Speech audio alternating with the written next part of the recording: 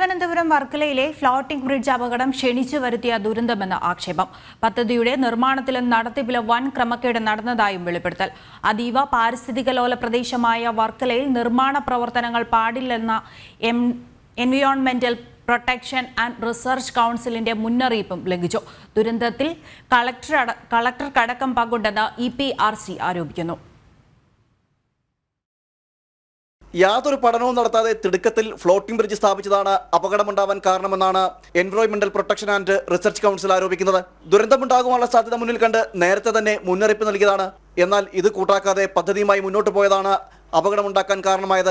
December 25-ാം തീയതി മറ്റേ ക്രിസ്മസിൻ്റെ ടൈമിലാണ് ഇത് സ്റ്റാർട്ട് ചെയ്തായിരുന്നു. അപ്പോൾ അവിടെ ഈ സാധനം വരുന്നതിന് തന്നെ തൊട്ട് മുമ്പേ 16/12/2023 തന്നെ നമ്മളിത് ഇതിൻ്റെ അപാകതകൾ കാരണം ആ സമയത്ത് മാത്രമാണ് നമ്മൾ അറിയുന്നത് വർക്കല ഇങ്ങനൊരു സാധനം വരുന്നു എന്ന്, ഈ 16-ാം തീയതി മാത്രം. അപ്പോൾ അതുമായിട്ട് ബന്ധപ്പെട്ട് നമ്മളിതിൻ്റെ എതിർപ്പ് അറിയിച്ചുകൊണ്ടുള്ള ഇതാണ് കൊടുത്തത്. കാരണം വെച്ചാൽ അപ്പോൾ നമ്മൾ ആ സമയം ഒരു 2 ദിവസം കൊണ്ട് തന്നെ KCCയുടെ മേലും PCB അങ്ങനെയുള്ള പല സ്ഥലങ്ങളിലും നമ്മളിതിൻ്റെ ഒരു ക്ലിയറൻസ് കിട്ടിയോ എന്ന് ചോദിച്ചിട്ടുണ്ടായിരുന്നു.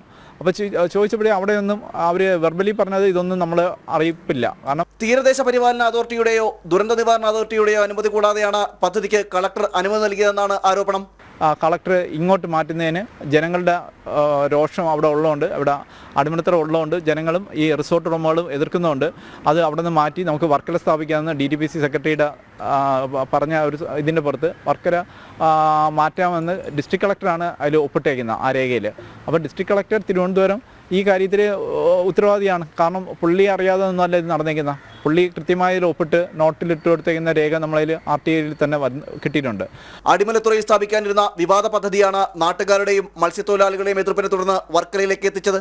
അഡ്വഞ്ചർ ടൂറിസം എന്ന പേരിൽ വൻകിട രാഷ്ട്രീയ സ്വാധീനം ഉപയോഗിച്ച് കോടികളുടെ ബിനാമി ഇടപാടുകളാണ് ഇതിനു പിന്നിലെന്നാണ് ഉയർന്ന ആരോപണം. പ്രശാന്ത് ശങ്കരമംഗലത്ത്, ജനം, തിരുവനന്തപുരം.